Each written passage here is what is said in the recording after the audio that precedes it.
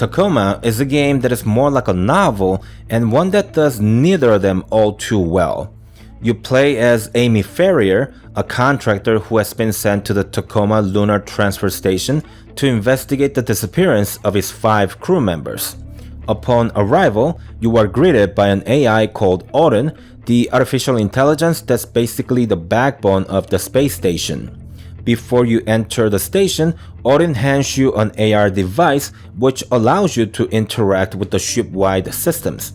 Odin also informs you that all of your activities within the station will be recorded and that they are the sole properties of the Venturis Technologies Corporation, the company that's contracted you and that owns the space station, naturally. The core mechanic of the game utilizes the AR device to access the previous recordings of the crew before their disappearances. Most of the recordings are from the recent happenings, but a few others are from months back, giving you a little more insight into the characters. There's some interactivity with the characters, as you can fast forward and reverse the recordings to access some of the messages sent between the crew members, and as well as some of the more private messages exchanged between the crew and their families back on Earth. The premise of the story, without spoiling it too much, is basically that an unforeseen event takes place and the space station loses the ability to recycle and replenish the breathable air for the crew. What's worse is that the communication system also goes down, and thus the crew are left stranded inside the crippled space station. After finishing the game, it was clear to me that the writer wanted to tell the human interest story, as in when your average Joes and Janes are facing potential death. That's all fine and dandy, but the game is just too short to do any sort of meaningful character development. Allow me to explain. You can finish the game in 2 hours if you are the impatient type, or it'll take you about 4 hours to experience the game more thoroughly. Now, within that time, the AR recording playback accounts for less than half an hour. So essentially, you spend 3.5 hours walking around the station looking for clues and some key items that add to the backstory of the characters. All in all, the contents relating to the story accounts for about an hour of the gameplay. With that information, imagine trying to add the emotional depth of 6 characters in a game in a span of an hour. How much can you learn about each characters?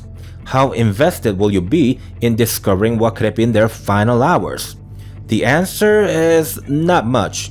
It was a missed opportunity because the voice acting was excellent.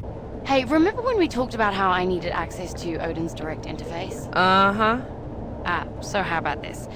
Tell VT if they don't grant access to Odin, they're gonna have to find themselves a new network specialist. Oh my god. Nat, you're not even renewed yet. You don't have access to Odin. They had good actors to tell a far more complex and challenging story, but instead the writer provided the actors with the most mundane dialogues one can expect to hear in such perilous and uncertain situation. I can't say much more without spoiling the game, but I will say that it tries to convey a feeling of a dystopian future, as you can tell from the around-the-clock monitoring and recording of all activities of its employees inside the space station.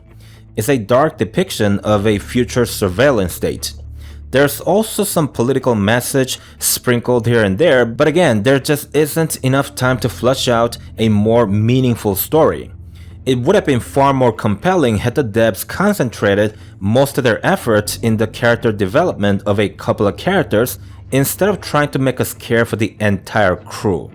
As for the gaming aspect of Tacoma, it also falls short. Literally, the only type of puzzle in the game is discovering key codes for lockers and some systems in the station. The discovery process of the key codes are too easy and predictable.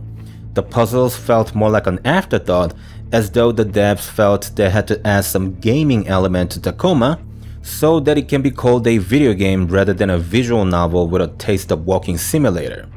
I'm aware that many game review websites have rated this game very highly, but really, I don't get it. There's nothing special about the visuals of the game. The space station looks fine, and it's telling that the devs have put in some effort in trying to make it look lived in. But the end result looked staged and sterile. In no time within the walls of the station did I feel that a crew of 5 people have lived there for months. As a whole, the game is too short to tell the story that it was intended to tell. Not to mention the narrative also falls short.